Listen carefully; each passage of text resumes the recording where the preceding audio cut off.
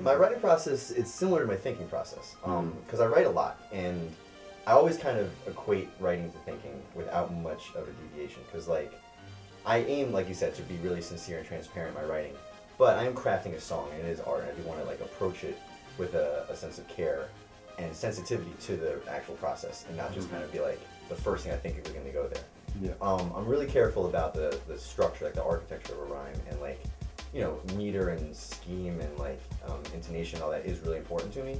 But I think rhythm is something that comes naturally to a lot of MCs, and like rhythmically thinking about language happens really naturally for me, which is I think why freestyling is something that I kind of have a propensity for, because just the rhythm of syllable structure, it just kind of works.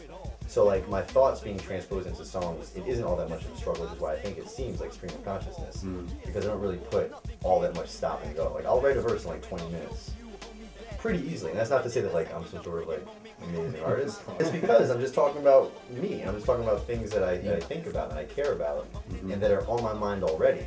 A lot of the times, you know, words pop out to me constantly that I really do appreciate and value, independent of a song or independent of a verse or a rhyme. As like the way a word looks or sounds. Well, I just kind of like have all these little toys I get to play with, and then like create something and say it's my verse. I'm just using these codes for ideas. You know what I mean? Like, it's fun for me. I enjoy it. So did you study like classical poets or contemporary poets or anything like that? I appreciate picking up on that. That means a lot. Yeah, I was a pretty heavy literary guy when I was a kid. I was in like literally like second or third grade, and I was really appreciative of poetry. You know, Shel Silverstein or Lawrence Ferlinghetti, a lot of kind of like simple stuff. But like, the beat poetry world was exposed to me at a young age. My parents were both hippies, so I had a lot of beat poetry around my house. A lot of mantras around. But then a lot of times it was Dr. Seuss, and there was like silly stuff that I didn't really see as being all that different. And for me to equate, you know, something that Baba Ram Dass was saying, that as he was speaking to some Maharaji on the mountain in India, to Mother Goose, I was like, that's the same thing. And I saw it that way. So like, when I actually started studying poetry, like in the classroom with like a teacher, I was like, oh, this is all familiar to me. And they're like, it's called assonance. I'm like, okay, but like, it's just the way things sound. Yeah. And they're like, it's meter and iambic pentameter. I'm like, you mean what Eminem did in the way I am? I think I get it. And like, it wasn't anything that was too distant for me. It was really right there. So when I started doing my own stuff, it was, again, kind of like second nature, because it was all these ideas and rhythms and sounds that I've been comfortable with. There's an element of academia, I think, that is equated with creativity. I think they go hand in hand at its most basic elements. So like, when I think of myself as an MC, I think of myself as a writer first.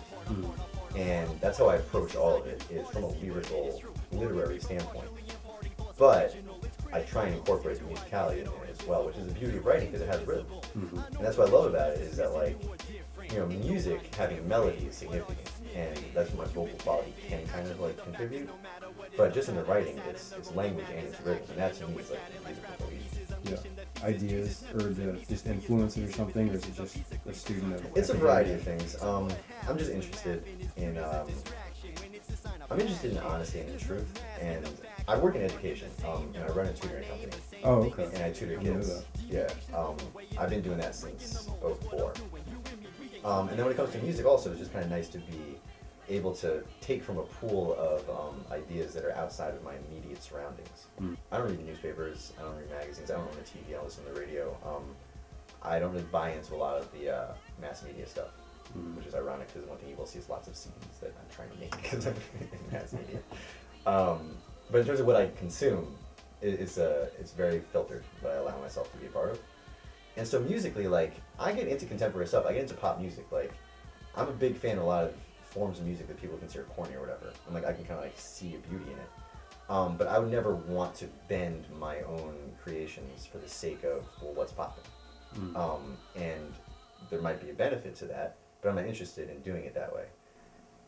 The way I approach art is the way I approach life, and like I'm me, and I'm gonna be me. And the people who are popping right now on the radio or ever, there's a conventionality to it that works. There's a formula that works that I'm not really subscribing to.